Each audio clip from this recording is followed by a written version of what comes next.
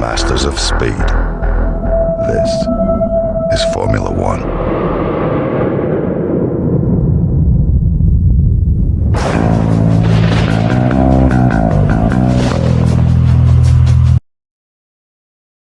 So it's Mexico. I'm Jackmaster Flash. This is an F2 setup. Should we do it? Should we go?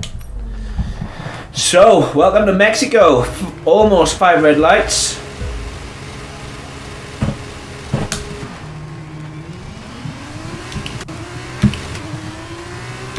Let's see what this setup and this circuit has to offer. Obviously a long run down to turn 1. Oh, I got hit massively by my own teammate. My own teammate. Oh dear, oh dear. It's like a Rosberg Hamilton 2016 at Spain all over again. It's all good though. It's all good, man. Mexico races are always crazy because of the long run down to turn 1, and they're even worse in league races. I'll talk about that curve next time around. I really will. But right now, I'm too busy getting track limits. Standard.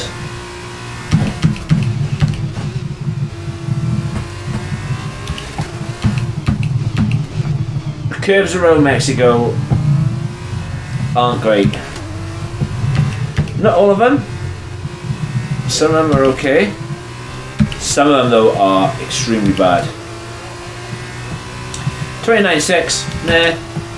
It's opening lap, so I'm not too bothered about it. Obviously Sargent is right behind me. He's getting a slipstream. Massive slipstream. These F2 cars really benefit from a slipstream as I go massively deep to cover him off. But I compromised obviously the exit of my corner, which is not ideal. Which allows him obviously to get right back behind again. I briefly had the fastest sector, but not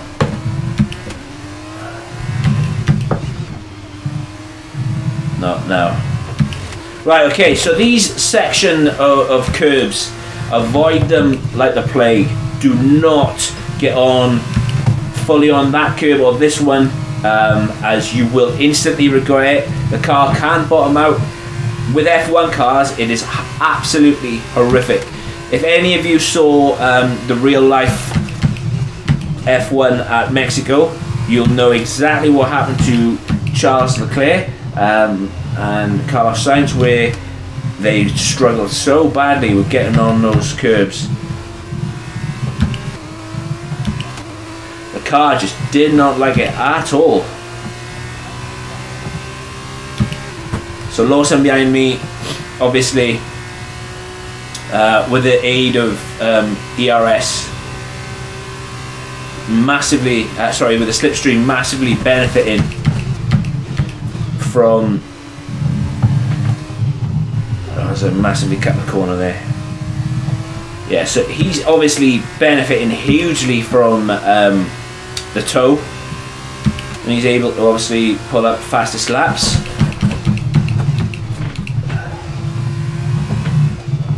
I'm gonna see if I can go one better. Probably not though.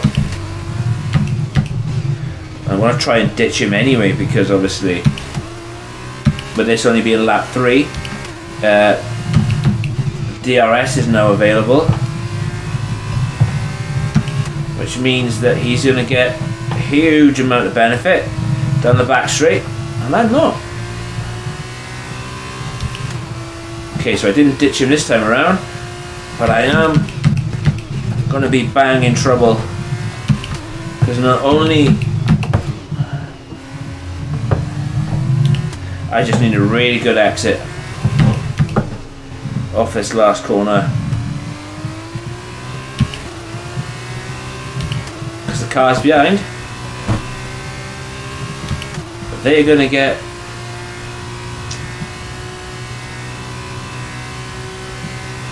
DRS. And I'm not. So I need this to be pretty much bob on perfect. Okay, we've been given a time penalty. It will go against our finishing time at the end of the race. Get your head down and let's get it done. Oh well, didn't go according to plan. Obviously I'm running strict corner cutting because a lot of leagues, that's what they run. I'm not too bothered about obviously getting the penalties and whatnot. Doing this, I do it just to show what the setup can do, how good the setup can be. And besides, it's only 2 seconds anyways. Nothing to cry about, nothing to write home about. As I'm pushing, obviously. And when you push, you make mistakes. You try and get P2 at least. Okay, this is your final lap of the race. Don't know about P2, but I definitely, right now I'm going to be P3.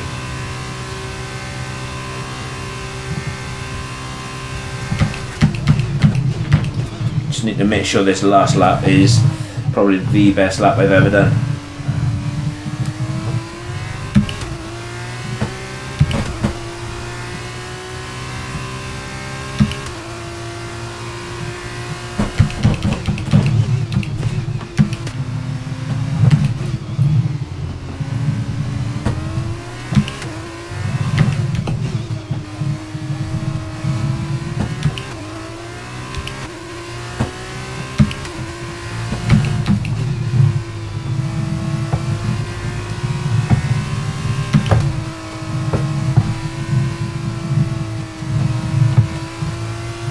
Set the 2 man. Set the 2 is brutal.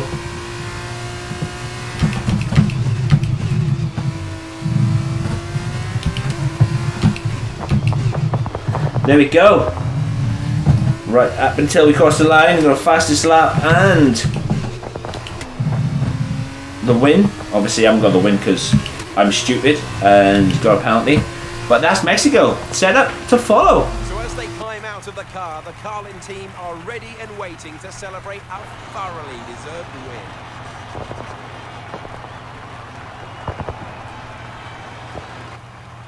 So, Davide, how exactly did they set themselves apart from the pack today? This race, this win, was about one thing and one thing only: consistency.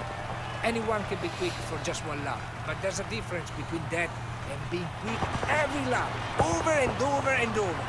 If you can do that, if you can gain ground when your opponents make mistakes, but then not make mistakes on your own, you can just push and push. And there you have it, today's winners. Having raised some of the biggest names in F1 to date, Carlin have once again shown their expertise when it comes to recruiting new talent. No doubt today's winners have a bright future ahead of them. They certainly deserve it after today's performance.